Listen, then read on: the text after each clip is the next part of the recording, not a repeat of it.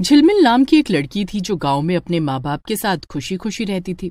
एक दिन अचानक से उसके माता पिता एक सड़क हादसे में गुजर जाते हैं। शहर से झिलमिल के चाचा उससे मिलने आते हैं और उसे अपने साथ ले जाते हैं। शहर जाकर वहां की चमक धमक देखकर झिलमिल बहुत हैरान होती है। उसकी दो नई सहेलियां भी बनती हैं, लेकिन झिलमिल उनसे अपनी सच्चाई छुपाती है कि वो गरीब है।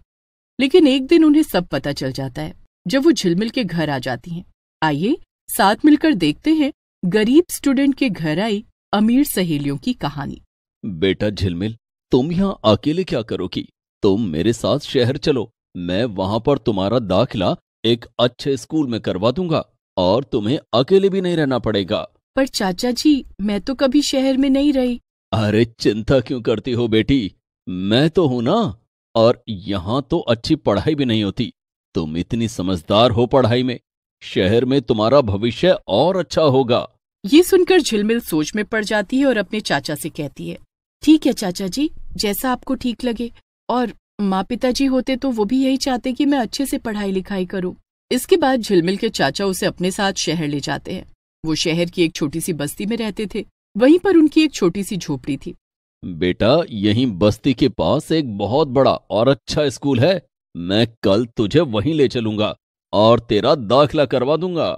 मगर चाचा जी, अगर स्कूल बहुत बड़ा है तब तो वहाँ की फीस भी बहुत ज्यादा होगी ना। अरे बेटा, तू चिंता मत कर, अभी मैंने कुछ पैसे जमा कर रखे हैं और फिर अगर तू अच्छे से पढ़ाई करेगी तो तुझे स्कॉलरशिप भी मिल जाएगी। इसलिए तू बस मन लगाकर पढ़ाई शुरू कर। ठीक है चाचा जी, अब आप बेफिक्र हो जाइए। मैं अच्छे से पढ़ूंगी और आपका नाम रोशन करूंगी। फिर क्या था, अगले दिन झिलमिल के चाचा उसे लेकर स्कूल जाते हैं और वहाँ उसका दाखिला करा देते हैं। ये स्कूल वाकई में काफी बड़ा था और यहाँ सिर्फ अमीर घरों के बच्चे ही आते थे। और ये बात झिलमिल को जल्दी ही पता लग जाती है। उसकी दोस्ती सबसे हो जाती है क्योंकि वो पढ़ाई में अच्छी थी। उसकी दो खास दोस्त बनती हैं, शगुन और मीरा। झिलमिल, मीरा, पता है कल रात जब मेरे पापा घर वापस आए ना, तो उन्होंने मुझे ये तोहफा गिफ्ट किया। ये पेन, पता है ये पूरे 5,000 का पेन है। ये सुनकर झिलमिल तो चौंक ही जाती है और वो सोच में पड़ जाती है। ये पेन ही पूरे 5,000 का है। चाचा जिस फैक्ट्री में काम करते हैं वहाँ पूरे महीने काम करने के बाद जाकर उन्हें 5,000 रुपए मिलते हैं।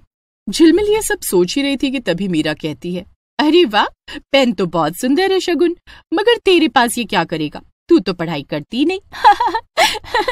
इस बात पर तीनों सहेलियां हंसने लगती हैं कि तभी शगुन कहती है, अरे झिलमिल, ये पेन तू रख ले मेरी तरफ से। वैसे भी हम तीनों में सबसे ज्यादा समझदार तू ही तो है।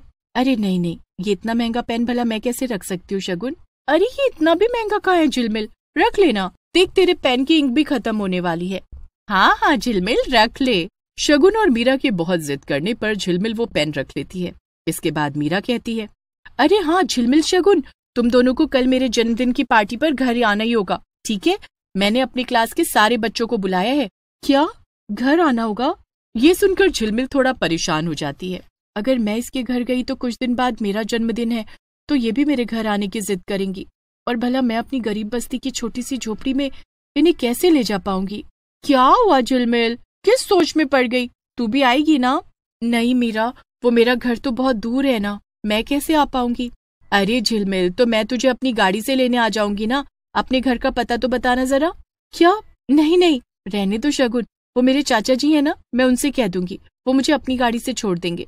मैं आ जाऊंगी। ठीक है, फिर कल मिलते हैं दोस्तों। अगले दिन शाम को स्कूल से आने के बाद झिलमिल बड़ा परेशान हो जाती है। अब क्या करूं? अगर मैं मीरा के जन्मदिन पर उसके घर गई तो उसे तोहफे में क्या दूंगी? शगुन ने मुझे 5,000 का पेन तो यूं ही दे दिया था, पर अब मैं क्या करूं? अगर मैं गई तो क्या पहन कर जाऊंगी? मेरे पास तो अच्छे कपड़े भी नहीं, सब पुराने सलवार सूट ही रखे हुए हैं। झिलमिल ये सब सोच ही रही थी कि तभी वहाँ उसके चाचा जी आ जाते हैं और वो झिलमिल को इतना परेशान देखकर कहते हैं, क्या हुआ झिलमिल बेटा, तुम इतनी परेशान होकर इधर उधर क्यों घूम रही हो? चाचा जी, आज मीरा का जन्मदिन है, उसने मुझे अपने घर बुलाया है, पर मुझे समझ नहीं आ रहा उसे क्या तोहफा दूं। वो तो इतनी अमीर है ना। अरे बेटा, अगर वो इतनी अमीर है तब तो उसके पास पहले से सब कुछ होगा, तो उसे तुम्हारा महंगा तोहफा थोड़ी चाहिए होगा। मैं एक काम करता हूँ, उससे मेरे हाथ का कढ़ी चावल पसंद है ना, तो मैं बनाकर एक डिब्बे में पैक करके दे देता हूँ, तुम उसे खिला देना और मुझसे 50 रुपया ले लो बेटा, उसके लिए चॉकलेट ले लेना। झिलमिल को ये सब सुनने में बहुत अच्छा तो नहीं लगता, मगर अब उसके पास और कोई चारा भी नहीं था, इसलिए वो ऐसा ही करती है। और वो कढ़ी चावल का डब्बा और 50 रुपए की चॉकलेट लेकर शगुन के घर की तरफ पैदल ही चल पड़ती है। तभी एक गाड़ी आकर उसके पास रुकती है और उस गाड़ी में से शगुन उतरती है। अरे झिलमिल, तुम पैदल जा रही हो? भला क्यों? तुम तो अपने चाचा की गाड़ी से जाने वाली थी ना? अपना झूठ पकड़े जाने से झिलमिल सकपका जाती है। हाँ, वो दरअसल मैं ना, मेरे चाचा को एक काम आ गया था, तो मैंने सोचा मैं वॉक करके जाऊं, इससे मेरी सेहत भी अच्छी रहेगी। क्या तू भी झिलमिल, अब आजा, मेरी गाड़ी में बैठ जा, वरना तू पैदल तो कल तक पहुंचेगी वहाँ। झिलमिल शगुन की गाड़ी में बैठ जाती है। वो पहली बार इतनी बड़ी गाड़ी में बैठी थी, इसलिए उसे बड़ा अच्छा लग रहा था। थोड़ी देर में वो दोनों मीरा के घर के बाहर पहुंच जाते हैं और मीरा का घर देखकर तो झिलमिल हैरान ही हो जाती है। वो घर किसी महल से कम नहीं था। वाह, ये घर तो बहुत सुंदर है ना शगुन? क्या हुआ झिलमिल? तुम मीरा के घर को देखकर ऐसे क्यों कह रही हो? ये तो बस एक आम घर ही है। क्या आम घर? हाँ, अच्छा चलो अंदर चलते हैं। झिलमिल और शगुन दोनों घर के अंदर चले जाते हैं। अंदर से भी मीरा का घर बहुत सुंदर था और वहाँ स्कूल के सभी बच्चे मौजूद थे और पार्टी कर रहे थे। अरे दोस्तों, आओ, मुझे तो तुम दोनों का ही इंतजार था। मैं तुम लोगों के साथ ही केक काटूंगी। झिलमिल, मीरा और शगुन मिलकर मीरा के जन्मदिन का केक काटते हैं और फिर खूब मजे करते हैं। थोड़ी देर बाद मीरा को गिफ्ट देकर बाकी सब बच्चे जाने लगते हैं। सबके जाने के बाद झिलमिल थोड़ा संकोच करते हुए अपनी दोस्त से कहती है, मीरा, वो मुझे जल्दबाजी में कुछ समझ नहीं आया कि तुम्हारे लिए क्या लाऊं, और जब चाचा जी को पता चला कि तुम्हारा जन्मदिन है तो उन्होंने तुम्हारे लिए ये कढ़ी चावल भिजवाया अपने हाथों से बनवाकर। क्या? अरे वाह झिलमिल, मेरा कितने दिन से ये खाने का मन था। सबसे अच्छा तोहफा तो तुमने ही मुझे दिया। इतना कहकर मीरा झिलमिल को गले लगा लेती है। अच्छा, अब मैं चलती हूँ मीरा, देर हो रही है। अरे झिलमिल, मैं तुम्हें अपनी गाड़ी से छुड़वा देती हूँ ना, चिंता मत करो। बताओ तुम्हारा घर कहाँ है? अरे नहीं मीरा, मैं चली जाऊंगी, तुम चिंता मत करो। इतना कहकर झिलमिल जल्दी से अपने घर वापस आती है। ऐसे कुछ दिन बीत जाते हैं और अब झिलमिल का जन्मदिन आने वाला था।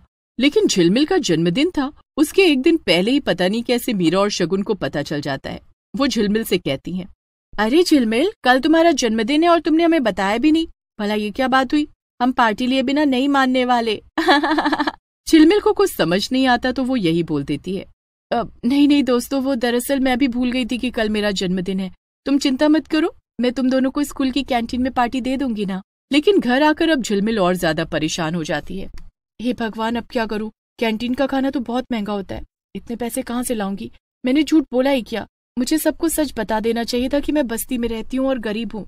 झिलमिल फिर से परेशान होकर इधर उधर टहलने लगती है, लेकिन तभी उसकी नजर सामने टंगी शर्ट पर पड़ती है जो कि उसके चाचा की थी, और झिलमिल उस शर्ट की जेब देखने लगती है।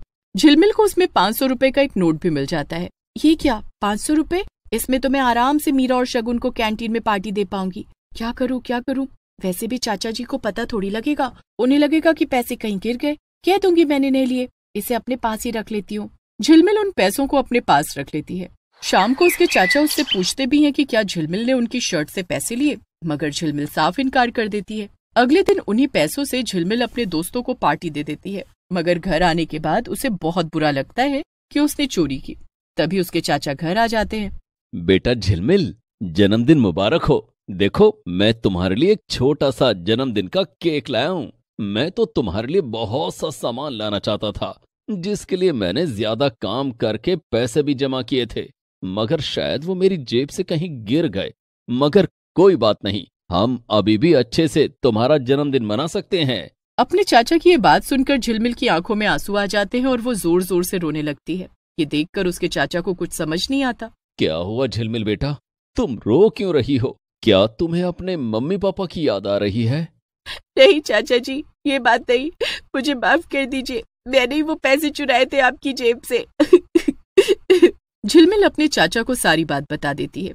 कोई बात नहीं झिलमिल बेटा, वो पैसे मैंने तुम्हारे लिए ही तो जमा किए थे ना। बस अब तुम अपने दोस्तों से और झूठ मत बोलना, उन्हें सब सच बता देना। अगर वो तुम्हारे सच्चे दोस्त होंगे तो तुम्हें छोड़कर कभी नहीं जाएंगे। झिलमिल एक बार फिर से अपने चाचा से माफी मांग लेती है और ये फैसला कर लेती है कि वो आइंदा से अपने दोस्तों से बात ही नहीं करेगी, क्योंकि उसमें सच बोलने की हिम्मत नहीं थी। इस बात से मीरा और शगुन भी बहुत परेशान हो जाती है, क्योंकि झिलमिल उन दोनों से बिल्कुल बात नहीं कर रही थी। और एक दिन अचानक से झिलमिल बीमार हो जाती है और वो कुछ दिन स्कूल नहीं जाती। इस बात से परेशान होकर मीरा और शगुन ही झिलमिल की झोपड़ी में आ जाती हैं। उन्हें देखकर झिलमिल दंग रह जाती है। तुम दोनों यहाँ कैसे? हमने स्कूल टीचर से तेरे घर का पता किया झिलमिल, तू इतने दिन से स्कूल नहीं आ रही थी तो। हाँ झिलमिल, और तुम कब से हमसे बात भी नहीं कर रही थी, आखिर इसके पीछे की वजह क्या है? झिलमिल की आंखों में आंसू आ जाते हैं और वो रोते हुए अपने दोस्तों से कहती है, वजह तो यही है दोस्तों कि मैं बहुत गरीब हूँ और तुम लोग कितने अमीर हो। मुझे इस बात से बहुत शर्म आती थी और फिर मेरे जन्मदिन की पार्टी देने के लिए अपने चाचा जी की जेब से मैंने पैसे चुराए। मुझे उस बात का इतना ज्यादा दुख हुआ कि मैंने फैसला कर लिया कि मैं अब और किसी से झूठ नहीं बोलूंगी। तू सच में पागल है झिलमिल, तू हमें सब बताती तो हम समझ जाते ना, और हमने पैसे के लिए थोड़ी दोस्ती करी थी तुमसे। तू हमारी अच्छी दोस्त है और हमेशा रहेगी, मुझे माफ कर दो दोस्तों। तीनों दोस्त एक दूसरे को गले लगा लेते हैं और तभी झिलमिल के चाचा जी वहाँ पर सबके लिए समोसे लेकर आ जाते हैं और सब मिलकर खूब बातें करते हैं।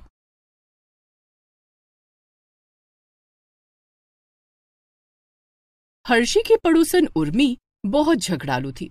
वो दिन रात सबसे लड़ती। लड़ते समय वो बिल्कुल कुत्ते की तरह भौंकने लगती थी। पड़ोस में रहने के कारण हर्षी और उसके परिवार को उर्मी के कुत्ते जैसी आवाज झेलनी पड़ती थी। उर्मी के घर से जोर जोर से चिल्लाने की आवाज आ रही थी। ये उर्मी की आवाज है ना? हाँ माँ जी, अपनी सास या ननद से लड़ रही होगी। उर्मी की आवाज सुनकर हर्षी का पालतू कुत्ता गूगल भी जोर जोर से भौंकने लगता है। ना जाने गूगल को क्या हो जाता है, ये भी भौंकने लगा। इसे लगता है कि इसका कोई दोस्त भौंक रहा है। उर्मी जब चिल्लाती है तो लगता है जैसे कुत्ता भौंक रहा है। उर्मी के घर से आए दिन उसके लड़ने और चिल्लाने की आवाज आती, जिससे हर्षी और उसके परिवार को बहुत डिस्टरबेंस होती। उस दिन उर्मी अपनी ननद सोनी से लड़ रही थी। ना जाने कब तेरी शादी होगी और तू अपने घर जाएगी, मैं तेरी शक्ल तक नहीं देखना चाहती। मैंने तुम्हारा क्या बिगाड़ा है भाभी, क्यों मेरे पीछे पड़ी हो? तू मेरे पीछे पड़ी है, जब से शादी करके इस घर में आई हो तेरी मनहूस शक्ल देख देख कर थक गई हो, निकल जा मेरे घर से। उर्मी सोनी को उसका हाथ पकड़कर घर से निकालने लगती है। ऐसा मत करो भाभी, मैं कहाँ जाऊंगी। उर्मी के घर से सोनी के गिड़गिड़ाने और साथ में उसकी सास निर्मला के रोने की आवाज आ रही थी। जब ये सब हो रहा था उस समय उर्मी का पति अतुल ऑफिस में था। आज तो हद ही हो गई, उर्मी अपनी ननद सोनी को घर से निकाल रही है। तू कुछ कर बहू, मुझसे इसका भौंकना बर्दाश्त नहीं हो रहा। हर्षी उर्मी के पति अतुल को फोन करती है। हेलो अतुल भाई साहब, मैं आपकी पड़ोसन हर्षी बोल रही हूँ। हर्षी भाभी, बोली ना आज कैसे याद किया? घर में सब खैरियत तो है? मेरे घर में सब खैरियत है, आपके घर में खैरियत नहीं है। ये आप क्या कह रही हैं? आपकी पत्नी उर्मी जोर जोर से चिल्ला रही है और आपकी बहन सोनी को घर से निकाल रही है। क्या? मैं 10 मिनट में घर पहुंच रहा हूँ। अतुल 10 मिनट में घर पहुंच जाता है और उर्मी को शांत करता है, लेकिन इस बीच उर्मी के कुत्ते जैसी आवाज की वजह से हर्षी की 7 महीने की बेटी निया की नींद खुल जाती है और वो जोर जोर से रोने लगती है। हर्षी की सास निया को गोद में लेकर चुप कराने लगती है।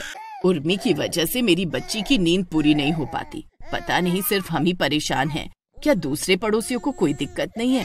माँ जी, इसकी शिकायत करनी पड़ेगी। हर्षी का परिवार एक बड़ी सी सोसाइटी में रहता था जहाँ 100 से ज्यादा फ्लैट्स थे। हर्षी शाम को निया को लेकर सोसाइटी में बने पार्क में घुमाने ले जाती है। वहाँ उसे मिसेस चोपड़ा मिलती हैं। अरे हर्षी, आज तुम्हारे पड़ोस से बहुत चिल्लाने की आवाज आ रही थी, वो आवाज आपने भी सुनी? हाँ, उस आवाज की वजह से मेरे पति की मीटिंग डिस्टर्ब हो गई। मेरे पति अभी घर से ही काम करते हैं ना। ये किसकी आवाज है? अक्सर सुनने को मिलती है। अरे मेरी पड़ोसन उर्मी है, आए दिन अपनी सास और ननद से लड़ती है। कोई नहीं मिलता है तो पति से लड़ने लगती है। Oh my God, how mean she is. इस तरह से लड़ता है क्या कोई? मैं तो रियली बहुत परेशान हूँ। ऐसे पड़ोसी मिल जाएं तो कौन नहीं परेशान होगा। उफ।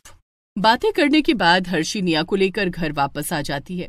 उस रात जब हर्षी के पति नीरज घर आते हैं तो वो उन्हें सारी बात बताती है। तुम तो सारा दिन घर में नहीं रहते हो, उर्मी के कुत्ते जैसी आवाज हमें झेलनी पड़ती है। तो मैं क्या करूं? अब उर्मी को मैं तो चुप नहीं करा सकता ना। हम ये घर ही छोड़ देते हैं, कहीं किराए पर रह लेंगे। ये तुम कैसी बातें कर रही हो? पागल हो गई हो क्या? अपना घर होते हुए किराए पर कौन रहता है? मुझसे और माँ जी से और बर्दाश्त नहीं होगा। निया की नींद पूरी नहीं हो पाती है। उर्मी के कुत्ते जैसी आवाज की वजह से ये बेचारी नींद से जागकर रोने लगती है।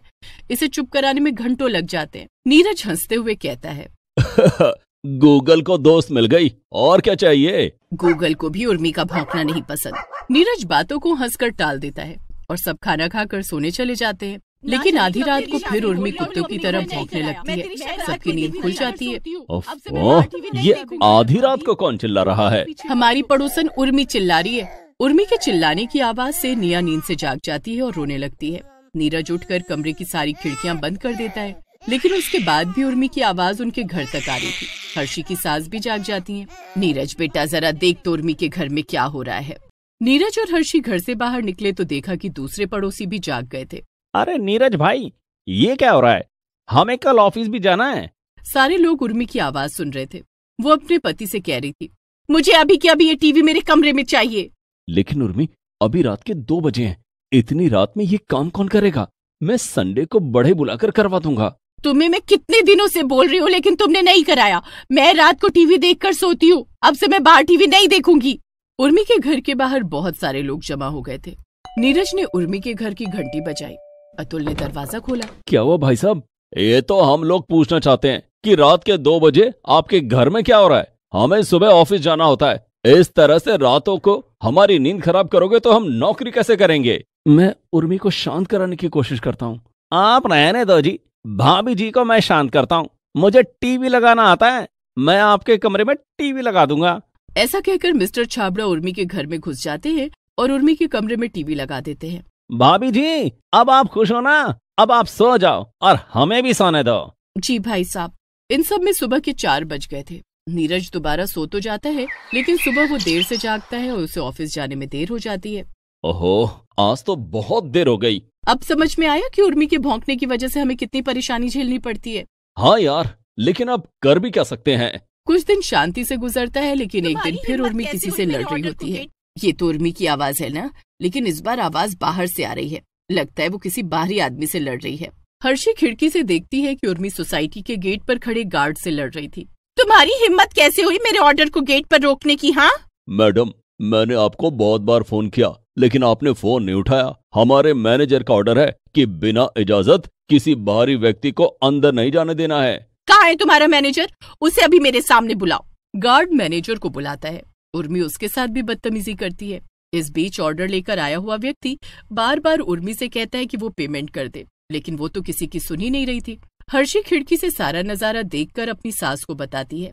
गार्ड को भी नहीं बख्शा, हद है ये लड़की। उस दिन जब हर्षी शाम के वक्त निया को लेकर पार्क में जाती है तो वहाँ मिसेस चोपड़ा मिलती हैं। अरे हर्षी, तुम्हें पता है कि आज क्या हुआ? क्या हुआ? वो तुम्हारी पड़ोसन है ना उर्मी। क्या किया उर्मी ने? उसने गार्ड मनोहर के खिलाफ पुलिस में कंप्लेन कर दी कि वो उसके साथ बदतमीजी कर रहा था। बेचारे मनोहर को पुलिस थाने ले गई है, जबकि पूरी सोसाइटी जानती है कि कौन किसके साथ बदतमीजी कर रहा था। हम मनोहर के साथ गलत नहीं होने देंगे, हमें उसे बचाना होगा। हाँ, लेकिन हम कर क्या सकते हैं? हम सब थाने चलते हैं और पुलिस से कहेंगे कि मनोहर अच्छा इंसान है।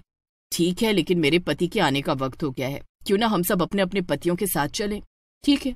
सोसाइटी की सारी महिलाएं अपने अपने पतियों के साथ थाने जाती हैं और मनोहर को बचाकर वापस ले आती हैं, जिसके बाद सोसाइटी की तरफ से उर्मी को कहा जाता है कि वो दोबारा किसी गार्ड के साथ बुरा व्यवहार ना करे। लेकिन उर्मी कहाँ सुधरने वाली थी। उसके कुत्ते की तरह भौंकने की आदत दिन पर दिन बढ़ रही थी। वो शायद ये भूल गई थी कि वो इस सोसाइटी में किराए के मकान में रहती है। उसके भौंकने की आदत से परेशान होकर सोसाइटी के लोगों ने उसके मकान मालिक से उसकी शिकायत कर दी। एक दिन अचानक उसके मकान मालिक शर्मा जी उर्मी के घर पहुंच गए। अरे अंकल, आपने आने से पहले बताया भी नहीं। अरे भाई, अपने घर में आने से पहले बताना पड़ेगा क्या? माफ कीजिएगा अंकल, ये घर आपका नहीं मेरा है। क्या कहा?